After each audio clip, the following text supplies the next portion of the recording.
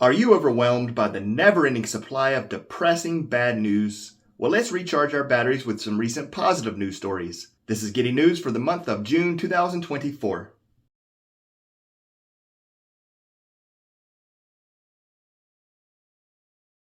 Massachusetts becomes first state to blanket pardon low-level marijuana charges, is the Giddy News headline courtesy of Matthew Metzger with the Boston Herald, and a link to the source will be included in the description below.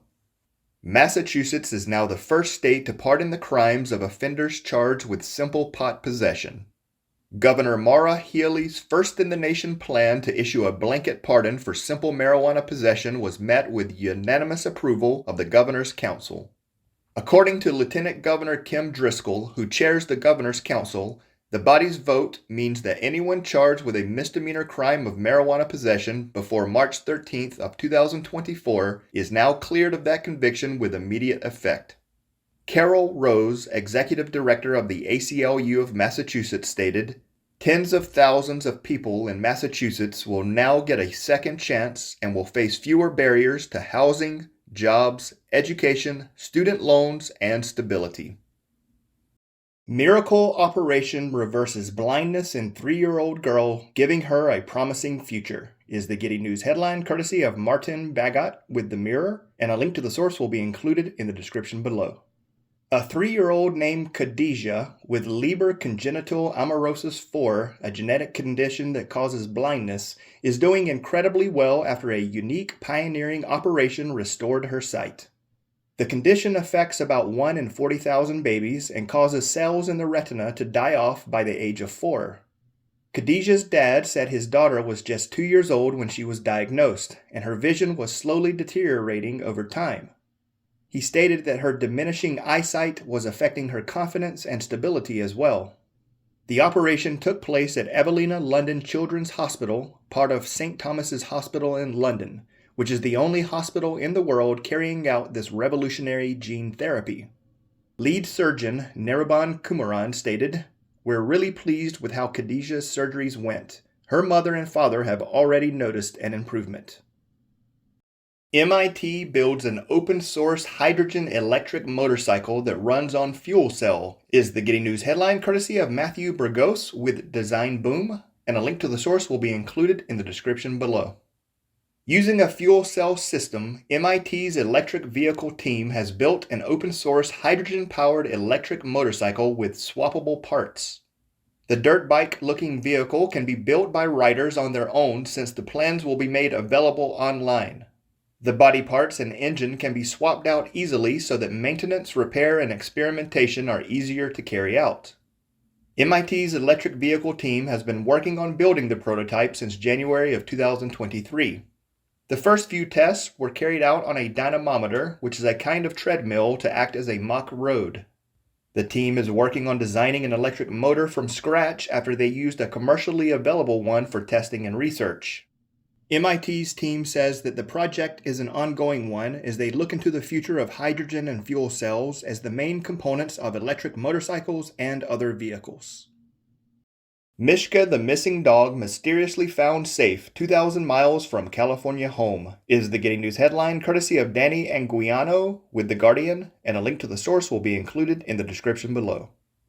Nearly 9 months after disappearing, Mishka the dog was discovered 2,000 miles away in Michigan. A resident in Harper Woods near Detroit contacted police to report a stray dog in her neighborhood.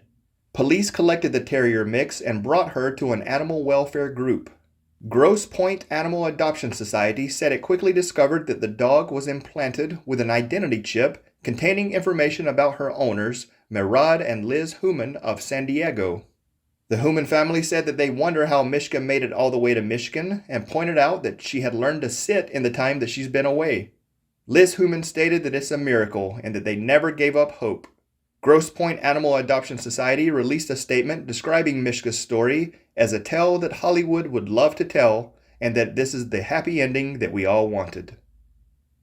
Phoenix passes historic ordinance giving outdoor workers protection from extreme heat, is the Giddy News headline courtesy of Kristen Hemingway Jones with EcoWatch, and a link to the source will be included in the description below. A historic new law in Phoenix, Arizona will provide thousands of outdoor workers in the nation's hottest city with protections from extreme heat. In a unanimous vote, the Phoenix City Council passed an ordinance requiring that workers have easy access to rest, potable water and shade, as well as training to recognize signs of heat stress. Vehicles with enclosed cabs must also have access to air conditioning. Lori Bays, Phoenix's deputy manager, said the new rule would apply to roughly 10,000 city contract workers. A press release from the National Council for Occupational Safety and Health stated, "This ordinance is a critical first step toward getting workers life-saving protections and holding employers accountable for safety during heat season. It's also a model for how local governments can leverage their contracts to protect the workers who keep their communities running from climate change dangers." 91-year-old donates $500,000 to rural volunteer fire department in Henry County, Missouri, is the Giddy News headline courtesy of Peyton Headley with KMBC News, and a link to the source will be included in the description below. Neighbors helping neighbors is the motto that Mark Hardin brought to the Calhoun Volunteer Fire Department when he began as fire chief back in December of 2021. But when he started, it was a department of just one, with old gear and 40-year-old trucks that didn't even run. So Hardin opened the doors to the community. He posted on Facebook, hosted trainings almost weekly, and grew his department to where it is now, with 28 volunteer firefighters. The department made repairs to the old trucks and has pride in the work that they do. The only thing holding them back was a small budget, until recently when 91-year-old Sam Sloan, a resident of Henry County for over 60 years, stepped in to help. Sloan is donating $500,000 to Hardin and the volunteer fire department in Calhoun. Hardin says they plan to use the money to get 3 fire trucks, new equipment, and new gear for every volunteer at the department.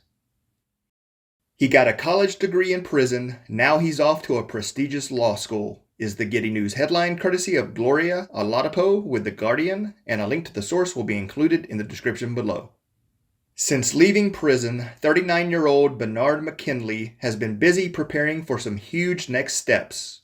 Along with working, McKinley is getting ready for his first year of study at the prestigious Northwestern Pritzker School of Law in Chicago. He is the first person from NPEP, which is Northwestern University's prison education program, to be accepted into law school. McKinley, who served 22.5 years in prison, obtained his GED, paralegal diploma, bachelor's degree, took the LSAT exam, wrote law school application essays, and collected letters of recommendation, all while incarcerated at the Stateville Correctional Center in northern Illinois. He now hopes to become a civil rights lawyer and open his own legal aid clinic to help other marginalized communities.